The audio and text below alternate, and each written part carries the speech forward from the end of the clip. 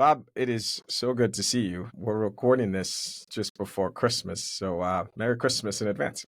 Merry Christmas and happy holidays to you too. Happy holidays to all those who are listening to us. Can you believe we are here at the end of another year, 2024? It felt like it flew by, but I think that's what old people say. So I'm an old person and I definitely say it. let's jump in. I guess I will throw a curveball. We don't have any, uh, you know, plans necessary, but let's do a curveball and let me ask you, as you sort of think about the year, we had plenty of wonderful conversations. Give me like three things in the world of customer service, contact centers that you found interesting about 2024. And if you say AI, I won't say AI, except in the context of AI is still not what they're saying it is, and it will be, but it's not as user friendly as we were led to believe. I think it's interesting that we are here at another end of a year and we still have need to talk about the basics of contact centers. Contact centers that have been around for 10 or 15 years are still dealing with the same things that they dealt with 10 or 15 years ago. It's through the lens of a different technology, but people are still the necessity, the value, and the struggle. So we struggle to hire, we struggle to hold on to people, we struggle to train people. All of those things that if I go to CCP, to Contact Center Pipeline, and I start reading 10 years ago about the top things that are in issues in contact centers, and I come today and I read the same opening, they're very similar. So that's a big one for me, is we're dealing with some of the same issues. I think we've solved some things, but I think we've created new issues that are still around the customer. And we had a show the other day on customer service, customer experience, and we talked about humans versus policies. And I read an article today, it was some writer on the internet that was talking about 5 things that you should do to get prepared for the Christmas holidays with your agents. And one of them was you should prepare your agents to be able to step outside of the policy, especially during these troubling times and these stressful times. Somebody's listening to our show, or we're going to get accused of listening to their website. I don't know which. A third one is I still think it's about the people. I still believe that's the defining matter, the defining positives or negatives in a customer service environment. And I add customer service environment to the contact center, to the bigger service capabilities, and really to everybody in the company. Yeah, I mean, look, the name of our show is the Contact Center Show. And for those of you who've listened to us know we wax poetic about silly things. We talk about contact center, any sort of customer touch points, but we tend to anchor around contact center, which does plenty of sales and all that.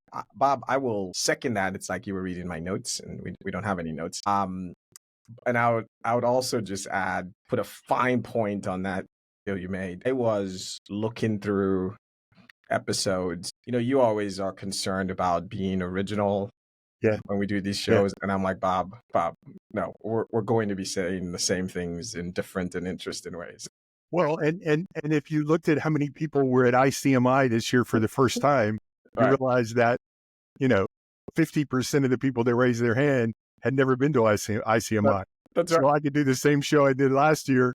I could talk about the same information, and I've got a whole new audience over and over again, and people need to hear more. The thing I would add this year, on top of that was kind of is I do think that I am shocked at how the work from home movement has retreated. It's retreated outside of our world. And you and I came on, I think it was last year, these years are running together, and we were saying, like, calm down. Right after COVID, there were a lot of people kind of sort of doing work from home, and Yeah. the contact center is not as work from home Yeah. as one. It is retreated, Bob, in a and it's proof again for the technologists who just think build it, they'll come. Like build the AI thing, people do. It's clearly not a technology challenge to do work from home. Like that's not it. I think many organizations have rightfully said, yeah, we're not good at this, or we don't want to invest in it, or for all kinds of reasons. I've been surprised that work from home has retreated as aggressively as it has this year. That's really a good one to think about. Do you think maybe there's a couple of factors that play into that? Number one is the technology has become available, but did we implement new processes and new ways to handle the technology? Did we change the way we do quality and change the way we do coaching? And did we set up good ways to get to a supervisor when you need somebody and you're sitting at your house? And I think the answer to that is a mixed bag Right, of yes or no. right, And then I also believe that we have uh, we have not done a good job of building employee focused ways to communicate in that world. And then the last one is if you're sitting there with a 5-year lease on or a 10-year lease on a 100 position contact center and you had nobody sitting in it, I think that may have something to do with it also. We've got this contact center. We're not doing work from home very well. Let's just bring everybody back. yeah, Uh, yeah, and we're also part of the larger ecosystem of companies. yeah, So yeah, and you and know, that's probably companies something you and I didn't talk about was we didn't, yeah. that FedEx is going to bring back their corporate office, AT and they have a contact center connected to their corporate office. So why would they be the only ones that don't come back? No, no. If AT&T, if Amazon, if all of these companies are forcing, you call them guys in hoodies, my people, to come back into the office just to do this, well then, if you work for that company, in all likelihood, I mean, contact centers don't tend to get special treatment in the positive direction. I don't think. I Well, think in ICMI, you talked at some point about also the frustration of coming into the office and then getting on your laptop to be on a Zoom call with people that are not in the office that usually are in the office. So it's either the hybrid thing is also a struggle no, no. that that after you talked about it, I went, yeah, that makes sense. I've done that. I'll be at an office tomorrow, and I'll bet you like some of the people I'm going to interact with live in that city, and they're going to be remote. Let me switch gears on you since we're doing this around Christmas, end of the year, related to this. I got an interesting question or comment the other day. So it is now standard practice, thanks to the likes of Amazon, and I think Zappos and some of those people pioneered like returning things now is has to be no friction, right? Like I buy something, you better not ask me my reason. I just, yep, I don't want it, put it in a box, and I don't want to pay for the shipment either way. Their entire business is now built out of returns because at times Amazon or wherever you do business with just go, don't bother returning it, just keep it, and we'll give you. The question is, Bob, where do you stand on this fence? Are you the guy who, when you're ordering, you go, I don't even know if I'm going to want this thing, but I'm going to order it knowing fully well that there's a greater than 50% chance you're going to return it? Or are you one who's like, I try not to return something? So yes, I'm that guy. I'm that guy. If I can't touch it and feel it, and I think it may fit into what I'm trying to accomplish, Right. Just buy I'll it, order ask it. questions I'll later. order it. I'll order it and look at it and then go, no, this is not what I expected it to be and send it back. But what's interesting about that is I typically buy an alternative. So the question that the company has to come down to it's sort of like what Best Buy has done, where, I was at Best Buy the other day and they were out of a couple of things I was looking for. And I said something to the clerk and he goes, well, to be honest, we've become more of a showroom for products that people then go home and order and send to their house than we are people buying stuff off the shelf. So we don't stock anywhere near as many things on the shelf as we used to stock. So so the company has to decide that me sending that back and whatever the cost is for shipping, forget the fact that I'm destroying the planet and all the valid reasons to not have FedEx stop at my door every single day. But yeah, I'm unfortunately that guy. I do a lot of research. I'll try to decide which one is the better one, but I recently ordered one of these new wallets that you click a button and the cards flip out of it. I don't know if you've seen them. No. Sort of a front pocket wallet. And I'll cop to the fact that I ordered two different versions and sent one back that I didn't like. And I do So think what's that your answer? So are you one of those guys or do you not? no, no, no, no, no. Unlike you, unlike you, I care a little bit about the planet. Okay. Just not much. A little bit about the planet. So, and I actually agonize about it.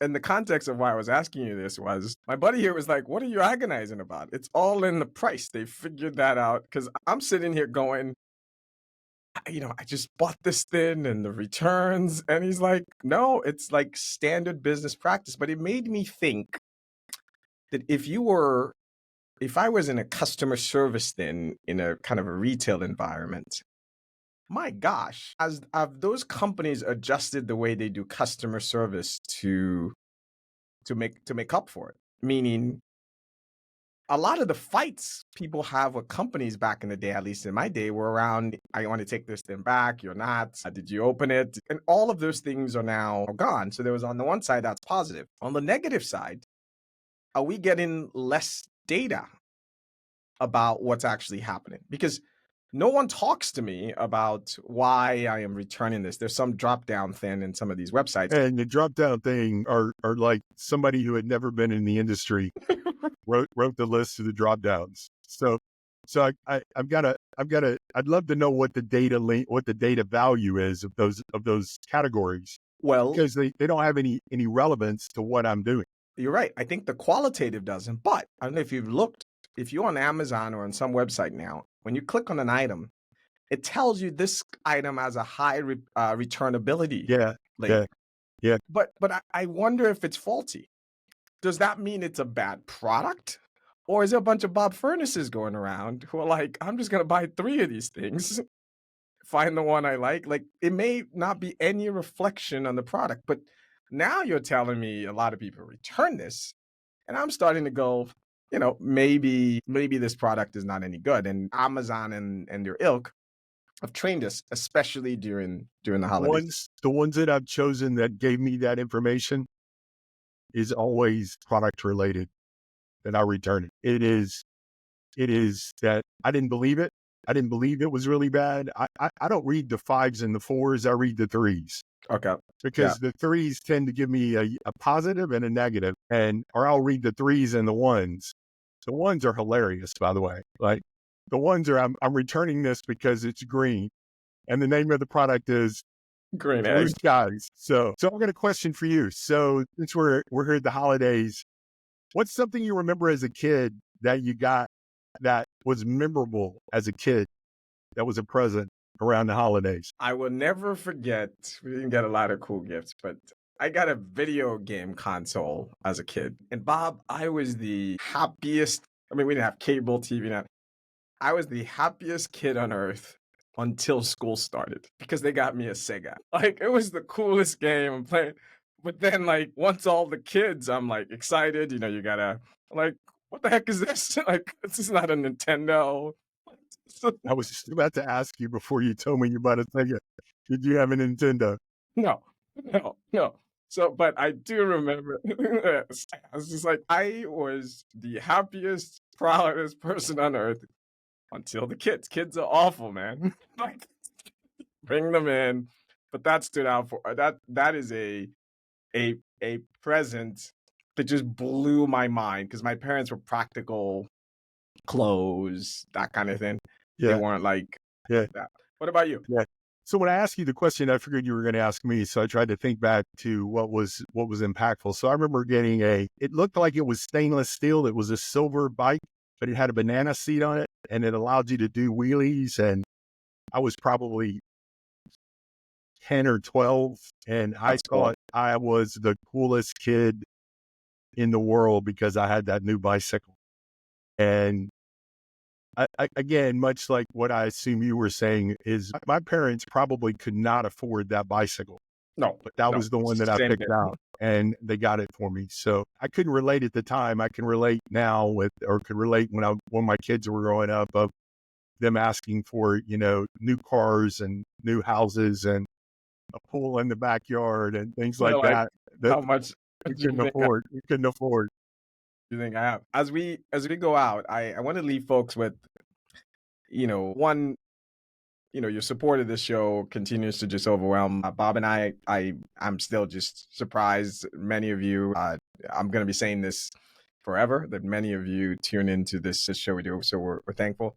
I also want to say, during this holiday season, be especially gracious to contact center people, whether you're leading them, whether you're calling them and you're contacting them. Just look around, you look at every store, everything's busy, people are waiting. So extra grace and patience, especially at this time. They too have lives and everyone's kind of on edge trying to do this last minute thing. So I ask for your patience and your grace to people in contact centers. And yeah, I just want to say thank you all for your continued support of our silly show, and I hope you guys are getting value out of it. And let us know if there's anything we can do more. Bob, Yeah, and final words to you. I'll echo the fact that it is always surprising when I was at ICMI, I had multiple people walk up and say, "Hey, I listened to your show," and just a surprise that it's reached the audience that it's reached, and thankful for that, and hope that we continue to add value into the industry or into the group of folks that we corral and that joins us on a weekly or biweekly basis, and to say thank you for that. For me, it's been a personal value because I stopped working in the corporate world just over almost 2 years ago, and it's allowed me to stay connected to the industry in ways that I wouldn't be able to stay connected. It also gives me the reason that I read CCP and the reason why I'm on websites looking at customer service. So it's giving me purpose in that environment. So thank you so much for that. I'll do one more reminder. This happened in my contact center one time, and it was something that I really did try to remember. Not everyone celebrates Christmas.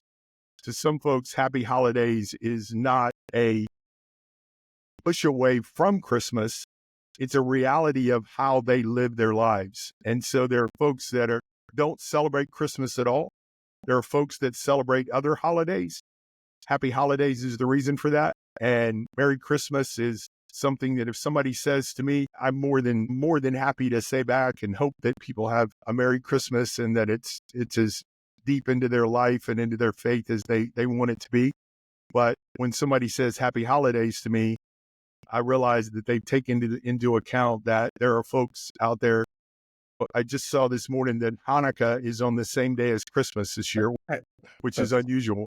that's right.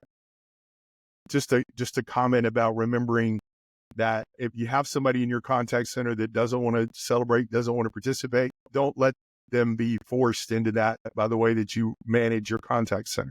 That is a fantastic reminder. It reminded me of, as a kid, one of the things I loved about Christmas was Chinese food. Our Jewish neighbors, and I would sneak out, and they would save me a place of fried rice. I think that's really Chinese fantastic food with reminder. your Jewish neighbors. Yeah, I no, didn't no, no, realize that. no. Listen, so Chinese restaurants in New York City are Okay. open on Christmas Okay.